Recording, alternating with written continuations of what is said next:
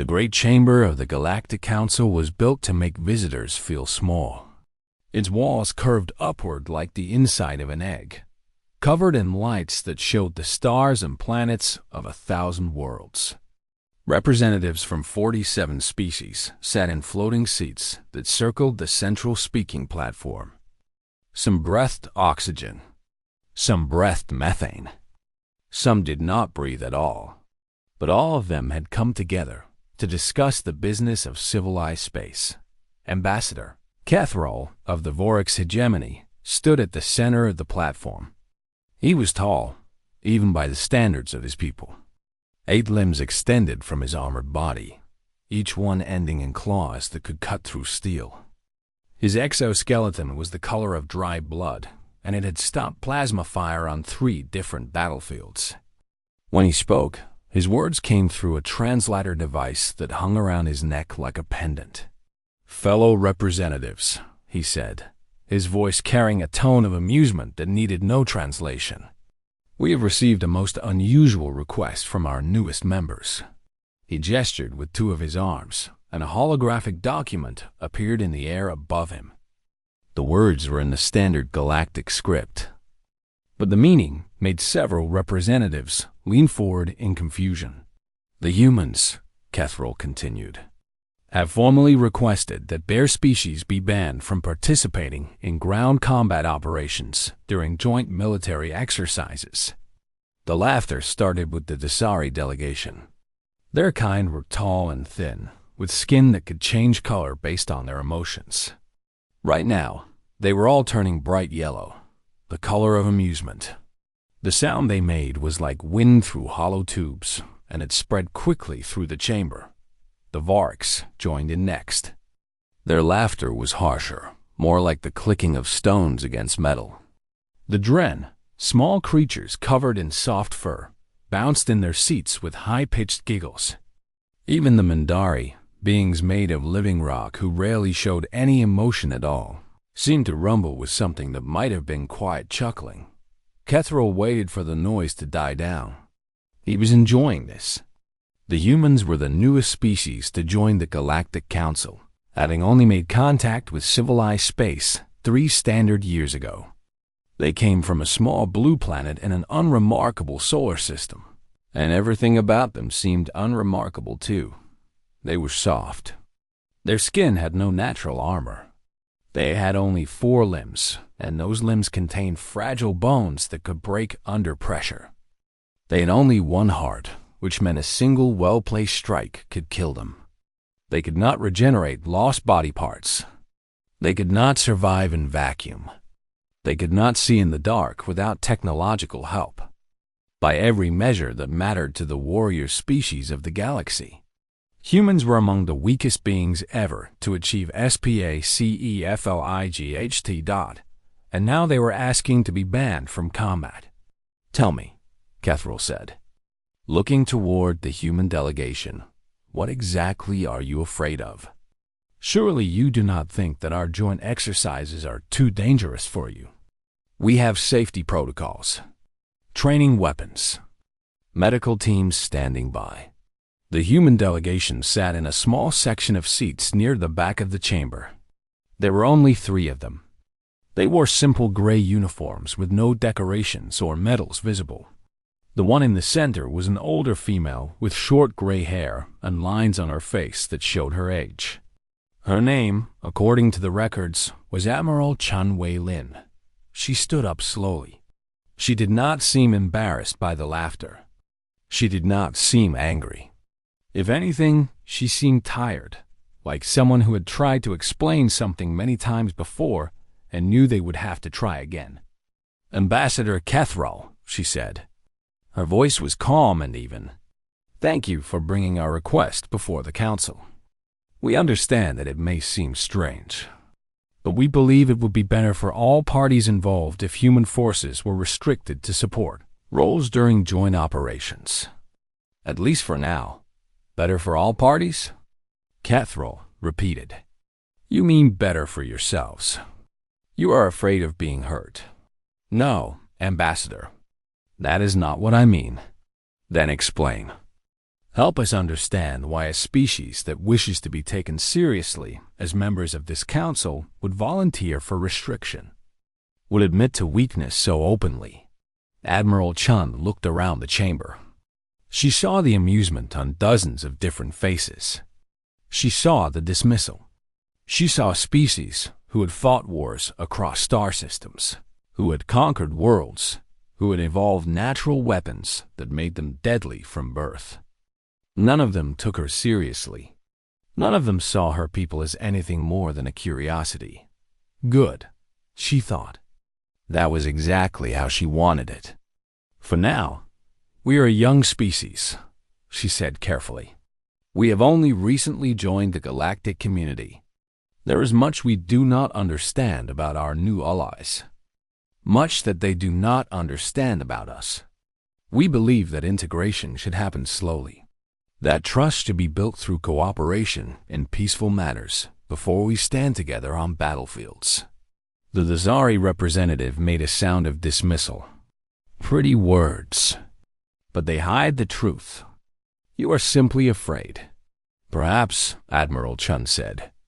Perhaps we are. She sat back down.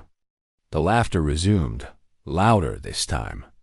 The Varix ambassador raised his voice above the noise. The request is noted, he said. It will be tabled for further consideration. Everyone in the chamber knew what that meant. The request would be filed away and forgotten. The humans would participate in the joint exercises whether they wanted to or not. The session moved on to other business. Trade agreements. Border disputes. The usual matters of galactic governance. The human delegation sat quietly through all of it, asking no questions and making no further requests. When the session ended, the representatives began to file out of the chamber.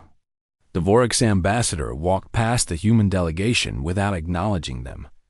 Most of the others did the same, but one representative paused. She was Dazari, young by the standards of her people, with skin that kept shifting between colors. She looked at Admiral Chun with something that was not quite amusement, but not quite respect either. You do not seem disappointed, the Dazari said. You asked for something, and you did not get it. Most species would be upset. Admiral Chun stood up. She was shorter than the Dazari by at least a head, and her body had none of the natural grace that the taller species possessed. But something in her eyes made the Dazari take a small step backward. We made our request, the Admiral said. We gave our warning. What happens next is not our responsibility. Warning? The Dazari tilted her head in confusion. What warning? You asked for a ban, not gave a warning. But Admiral Chun was already walking away. Her two companions followed her in silence. They did not look back at the great chamber or the representatives who had laughed at them. They did not discuss what had happened or what would happen next on. They simply walked, calm and steady, toward whatever was coming. And if anyone had looked closely at Admiral Chun's face as she left, they might have seen something unexpected. She looked relieved. Relieved that no one had listened. 3 standard months passed after the council meeting. The joint military exercise called Operation Convergence was scheduled to take place on a jungle moon called Keth 4. 12 species had agreed to send ground forces. The goal was simple. They would assault a decommissioned mining facility and disable its automated defense grid. Training weapons.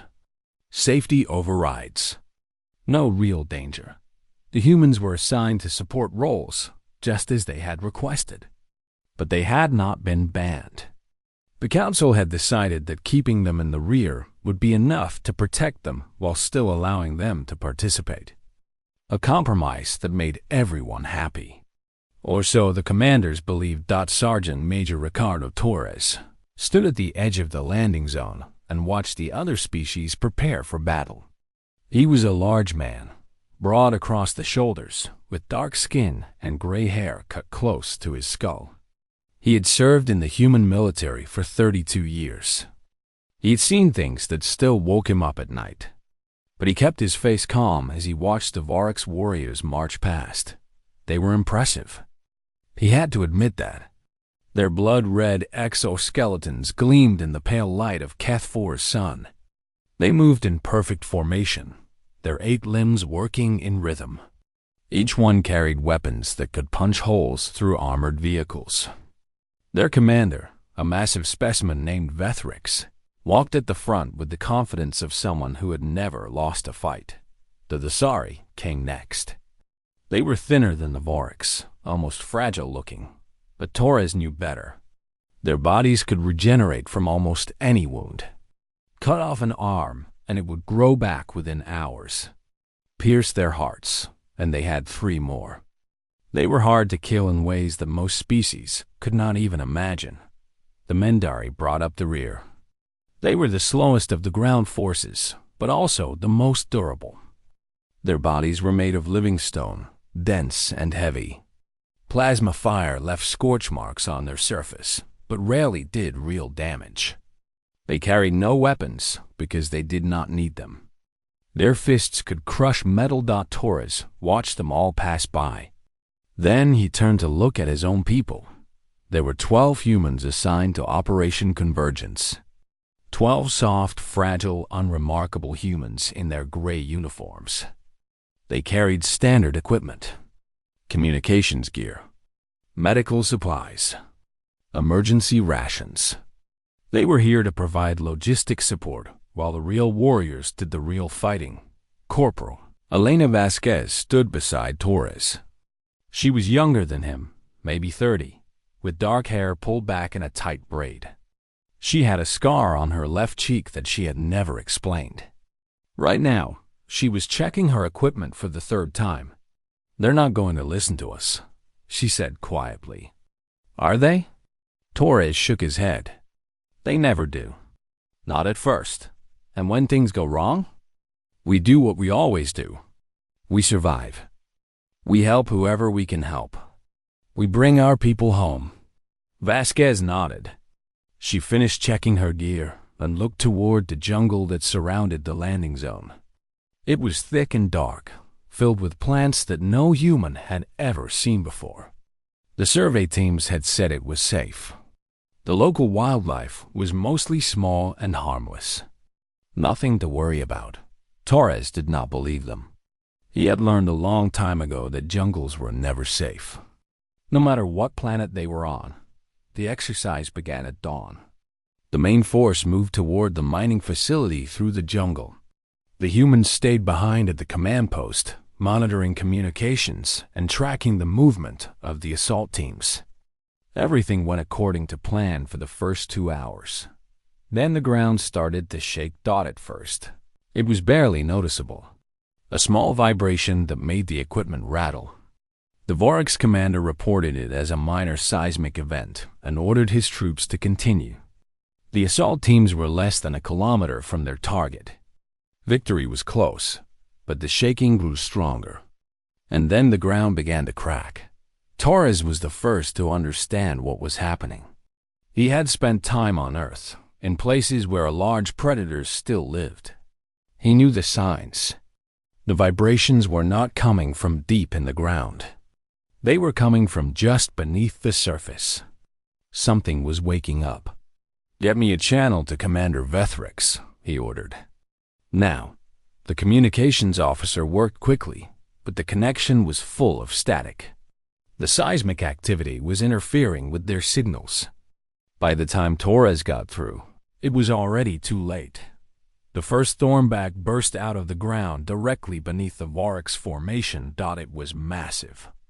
6 tons of armored muscle and rage, with spines along its back that dripped with venom. It had 6 legs, each one ending in claws that could tear through steel. Its head was flat and wide, with jaws that could crush boulders. And it was angry. The landing craft had disturbed its nest. The vibrations of marching feet had woken it from its breeding sleep. It wanted blood. The Vorax tried to fight. They were warriors, after all. They turned their weapons on the creature and opened fire. Plasma bolts splashed against its hide, leaving burns but not slowing it down. The Thornback charged into their formation and began to kill. More creatures emerged from the ground.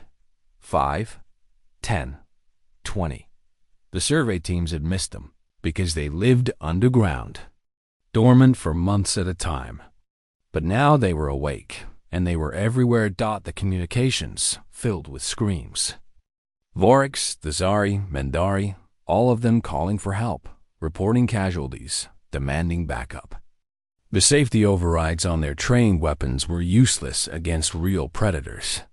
The medical teams were overwhelmed within minutes. Torres listened to the chaos for exactly 30 seconds. Then he made his decision. All human personnel, he said into his communicator. His voice was calm and steady, the same voice he had used on a dozen battlefields across a dozen worlds. We are moving to the primary engagement zone. Full combat load. Check your weapons. This is not a drill. Vasquez looked at him. Sir, we're supposed to stay at the command post. Those are our orders. Our orders were to provide support, Torres said. He picked up his rifle and checked the charge. Right now, those people need support. They need someone to buy them time to retreat.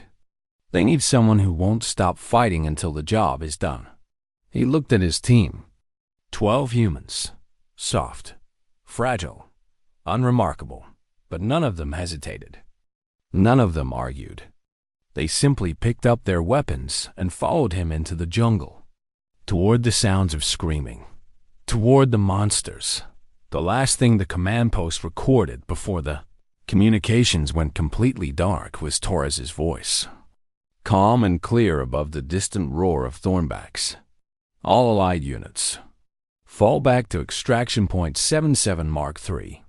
Human forces will provide cover. I repeat, we will provide cover.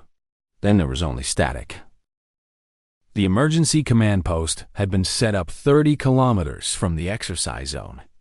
It was supposed to be a formality, a place where senior officers could watch the operation on screens and congratulate each other when it was over. Now it was filled with panic. High Commander Vethrix watched the tactical display and felt something he had not felt in decades. Fear. Real fear. The kind that made his exoskeleton feel thin and fragile. The display showed the locations of his troops. Or rather, it showed where they had been. One by one, the signals were going dark. Blue dots that represented Vorix warriors were disappearing from the map. Green dots for the Sari. Gray dots for Mendari. All of them were vanishing. How many casualties? He demanded. The officer at the communication station was young, barely old enough to serve. His voice shook as he answered. We cannot get accurate numbers, Commander. The interference is too strong.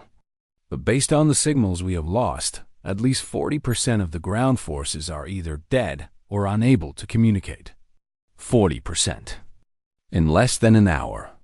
Against animals. Vethrix slammed two of his fists against the console.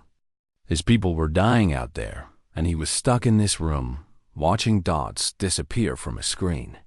He wanted to take a shuttle down there himself. He wanted to fight alongside his warriors. But his rank demanded that he stay here and command. Get me any channel you can, he ordered. Anyone who can still transmit. I need to know what is happening on the ground. The communications officer worked frantically. Static filled the speakers.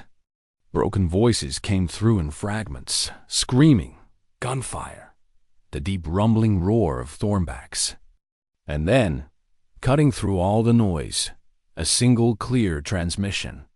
This is Sergeant Major Torres. Human forces are engaging the primary threat. All allied units, proceed to coordinate 77 Mark III for extraction. We will cover your retreat. Vethrix stared at the communication station. That was a human voice. Yes, Commander. Where are the humans? Show me their positions. The officer pulled up the data. The display changed to show the last known locations of the human support team. 12 small dots, clustered together, moving away from the command post, toward the Thornback emergence zone. "They are running toward the creatures," the officer said. His voice was full of confusion. Why would they run toward the creatures? Vethrix did not answer. He was watching the dots move across the screen. They were not running in a straight line. They were spreading out, forming some kind of pattern. It looked almost like a hunting formation. "Commander, I am receiving more transmissions from the human frequency. Put them through." The speakers crackled, and then a new voice came through. Female, breathing hard but still controlled. "Torres, I have eyes on a group of Vorix pinned down in Sector 4. Maybe 20 of them. 2 Thornbacks circling their position. Vasquez, can you reach them?" "Negative. Too much open ground. But if someone draws the Thornbacks away, I can get the Vorix moving toward the extraction point." "Understood. Marcus, take Kim and Chung. Make some noise in Sector 4 North. Draw those things away from the Vorix position." A male voice responded. "Copy that. We're moving." Vethrix listened to the exchange with growing confusion. The humans were not running away. They were not hiding. They were coordinating an operation to rescue his people. 12 of them, against dozens of Thornbacks. "This is impossible," he said. "They have no armor, no natural weapons. How can they possibly fight those creatures?"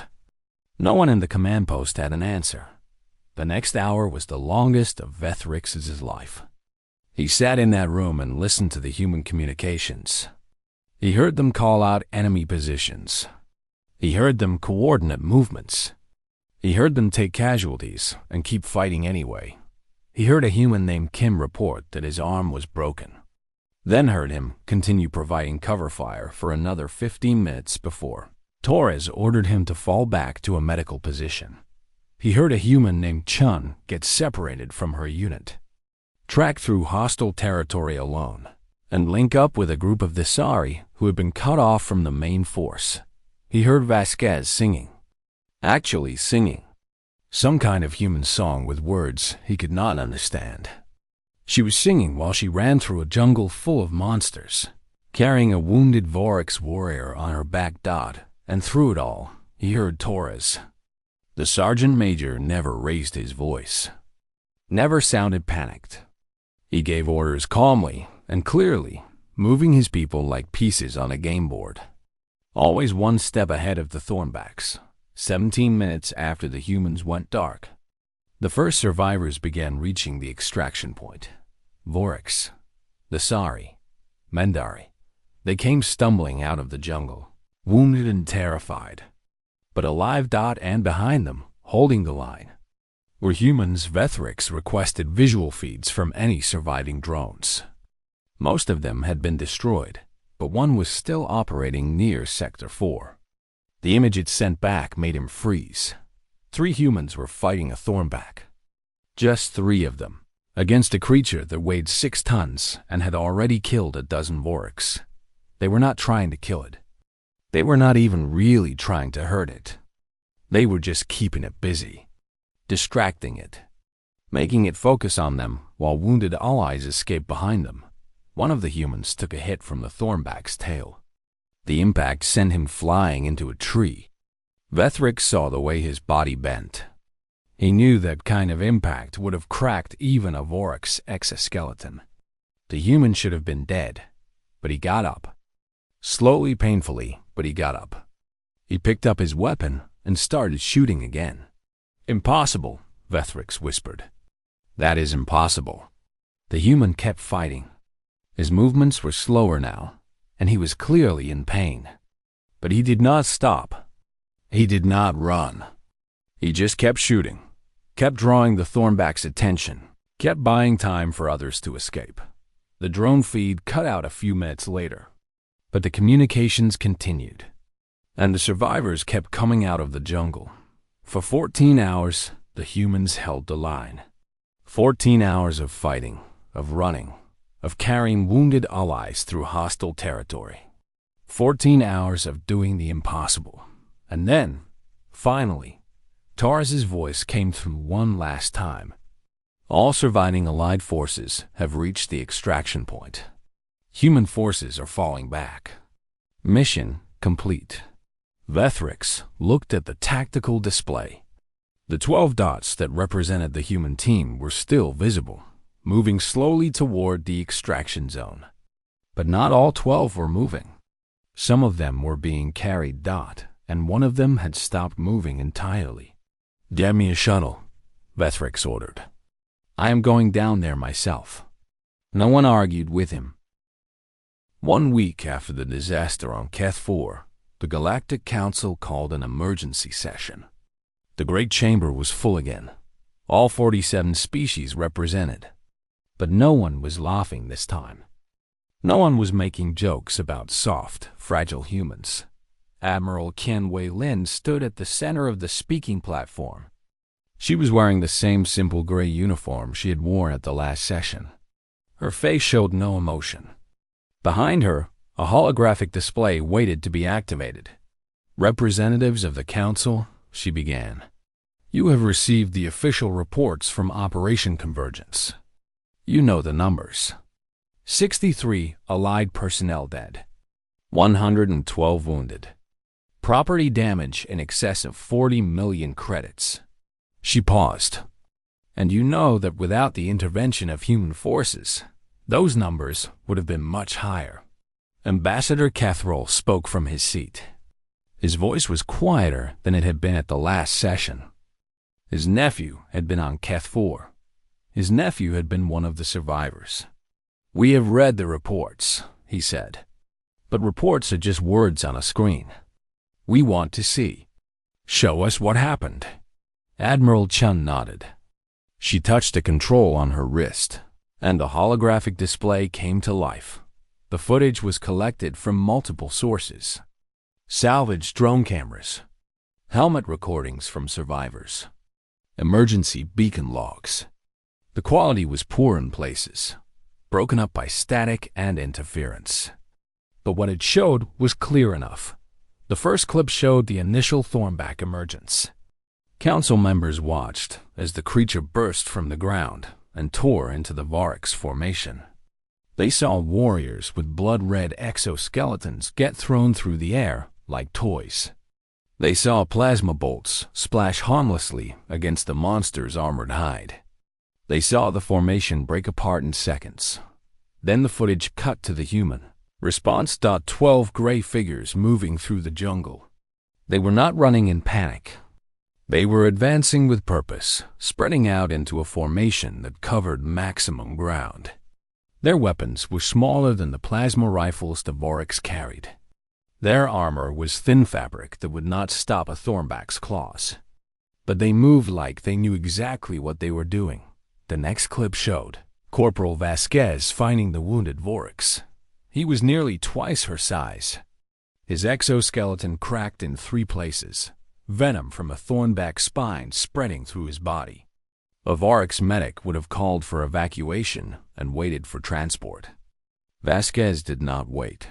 She grabbed the warrior, lifted him onto her back, and started moving. The footage showed her carrying that weight through 2 kilometers of hostile jungle. Her legs were shaking. Her face was covered in sweat. Blood was running down her side from a wound that had exposed bone. But she did not stop. She did not put him down. She just kept walking, one step after another, until she reached the extraction point. And the whole time, she was singing. The council members could hear it faintly on the recording. A human song, slow and rhythmic. Vasquez was using it to control her breathing, to keep her legs moving, to push through pain that would have stopped most species cold. The chamber was completely silent. The next clip was harder to watch. It showed Sergeant Major Torres and 2 other humans drawing a Thornback away from a group of trapped Dasari. They were making noise, throwing objects, doing everything they could to get the creature's attention. It worked. The Thornback charged them. What followed was not a battle. It was a chase. The humans ran and the Thornback followed. They led it through the jungle, over broken ground, around obstacles. Every time it got close, they would split up, forcing it to choose which one to follow. Then the others would regroup and start making noise again. They ran that creature for almost 2 hours. 2 hours of sprinting, stopping, taunting, and sprinting again. By the end, the Thornback was visibly exhausted. Its movements were slower. Its roars were weaker. It had been designed by evolution to ambush and kill quickly. It was not built for sustained pursuit, but the humans were. "Persistence predators," Admiral Chun said as the clip ended. "That is what we call ourselves. On our homeworld, our ancestors did not have claws or fangs or armor. They could not outrun their prey, so they learned to outlast it. They would chase an animal for hours, sometimes days, until it collapsed from exhaustion. We are slow. We are fragile, but we do not stop." The footage continued. It showed humans fighting with broken bones. It showed them making weapons from debris when their ammunition ran out. It showed them coordinating with hand signals when their communications failed. It showed them talking to each other in low, steady voices while 6-ton monsters tried to kill them. One clip showed a human named Marcus get hit by a Thornback's tail. The impact shattered his leg and threw him against a rock. He lay there for a moment, and the council watched, expecting him to die. Instead, he pulled himself up on one arm, grabbed his fallen weapon, and started shooting. He fought for another hour with that shattered leg, before anyone could reach him. The most disturbing footage came from the final hours of the battle. The humans had run out of ammunition. Their weapons were empty. Any sensible species would have retreated, tried to hide, waited for rescue. The humans did not retreat. The clip showed 3 of them attacking a Thornback with improvised weapons. Metal pipes, sharp rocks, a piece of broken drone that had been sharpened into a blade. They knew they could not kill the creature. They were just trying to slow it down, to distract it, to buy a few more minutes for the wounded allies being evacuated behind them. One of them, a young woman named Kim, got caught by the Thornback's claws. The impact tore open her side. She fell, and for a moment, it seemed like she was finished. Then she got up, grabbed a rock, and threw it at the creature's face. She was screaming something. The audio was too damaged to make out the words. But she did not run. She just kept attacking, kept distracting, kept fighting until her teammates could drag her to safety. When the footage ended, no one in the chamber spoke. Admiral Chun let the silence stretch. Then she began to speak again. 11 of my people came home from Keth 4, she said. Sergeant Major Torres died during the evacuation. His injuries were too severe. Both of his legs had been crushed when a Thornback fell on him. He continued to provide cover fire for 3 more hours in that condition. She paused. His last request was that we leave his body behind so the shuttle could carry 1 more wounded Vorix instead. We denied that request. We do not leave our people behind. She looked around the chamber. 47 species looking back at her with something that might have been fear. This is what we are, she said. This is why we asked for the ban. Not because we are weak. Because we know what we are capable of. We know how disturbing it is to watch. We wanted to give you time. We wanted you to know us as scientists and traders and diplomats first. We wanted you to see us as people before you saw us as... She searched for the right word. Predators, Ambassador Kethril said quietly. Survivors, Admiral Chun corrected. We prefer to call ourselves survivors. But yes, that is what we are. Now you know. The silence in the council chamber lasted for a long time after the footage ended. No one seemed to know what to say. The species, who had laughed at the human request 3 months ago, could not find words. The warriors who had dismissed humans as weak, and Fragile sat in their seats and stared at the empty holographic display.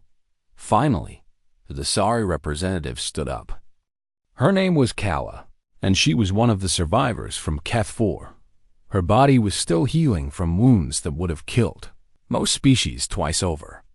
New flesh was growing where old flesh had been torn away. She would recover completely within a few weeks.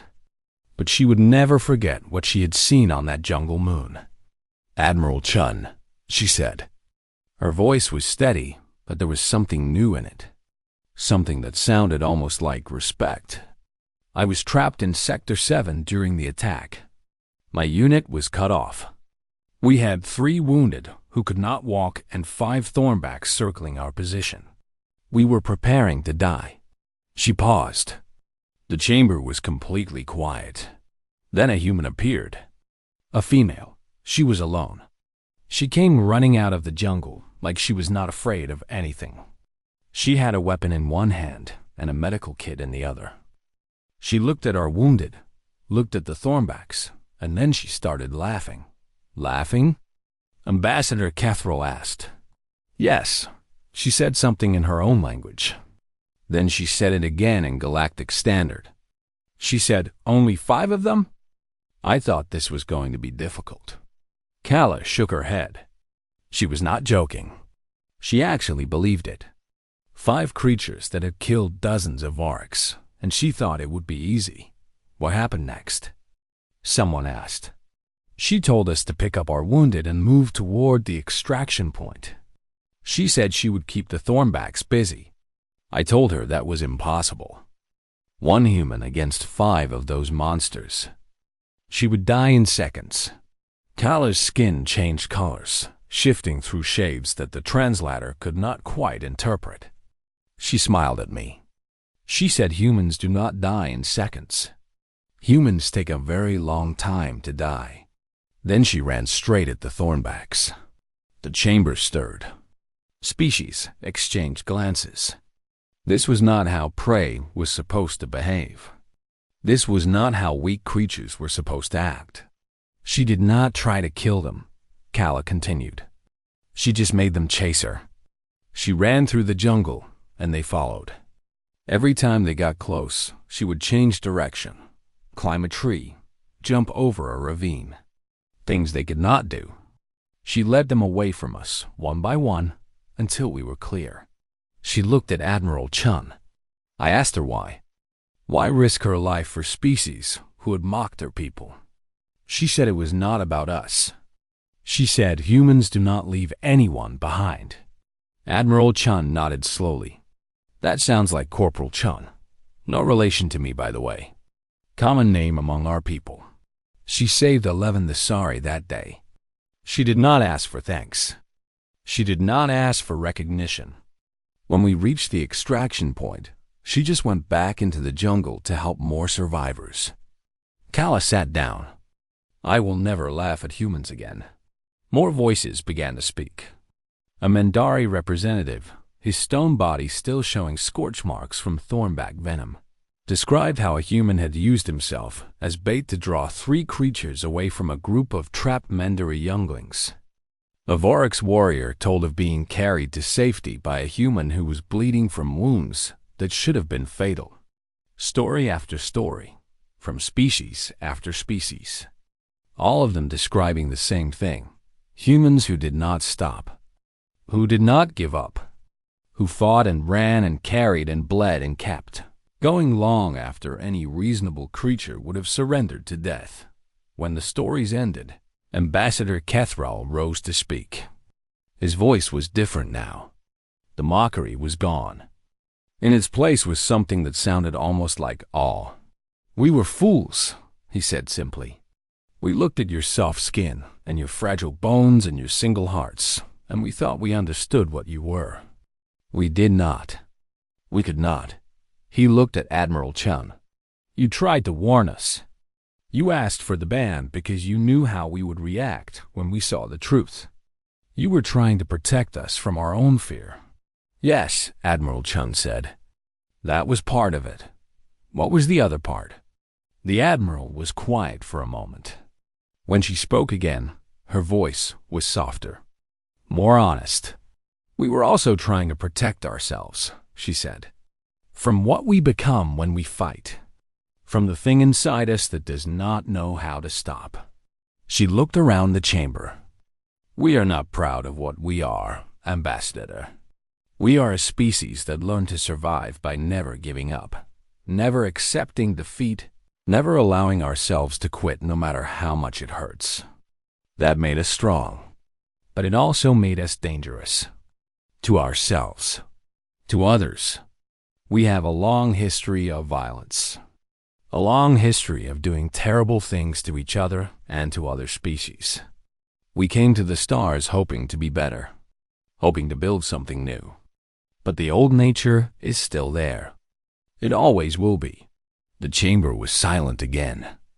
But it was a different kind of silence now. Not shock, not fear. Something more like understanding. The vote took 3 hours. In the end, the council did not approve the human ban. But they did not reject it either. Instead, they passed something new.